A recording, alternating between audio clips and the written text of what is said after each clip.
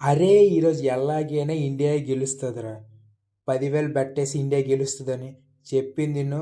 నా మాట విను. ఎలాగైనా ఈరోజు ఇండియా గెలుస్తుంది. 10,000 బెట్టేసి నువ్వు ఫస్ట్ ఏటో ఆలోచించుకో. వేసేయి. అరే చెప్పింది నువ్వు 10,000 వేసావా వేసావా అది క్లియర్గా తెలుస్తుందిరా ఇండియా గెలుస్తుందని. అంతెందుకురా, 10 బాళ్ళు ఉన్నాయి, 6 రన్లు కొట్టాలి. కొట్టలేమా? కొట్టలేమా చెప్పు. దాంట్లో ధోని స్ట్రైక్లో ఉన్నాడురా. ఒకసారి ఆగు. ధోని రిటైర్డ్ అయిపోయారు కదా, స్ట్రైక్లు ఎలాగొన్నారు? ఇది ఈ రోజు మ్యాచ్ కాదు, 2006 మ్యాచ్. అంటే ఇది ఈరోజు మ్యాచ్ కాదు, 2006 మ్యాచ్ ఇది, అంతేనా? మరి నేను బెట్టింగ్ చేసినప్పుడు చెప్పాలి కదా 2006 మ్యాచ్ అని. చెప్తామని అనుకున్నా, కానీ నువ్వు మంచి ఫ్లోలో ఉన్నావని చెప్పలే. ఒక్కసారి ఆగురా.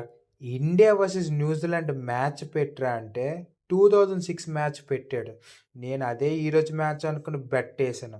వీడి వల్ల నాకు 10,000 వేస్ట్. మళ్ళీ ఏమో ఫ్లోగి అంటున్నాడు. నీ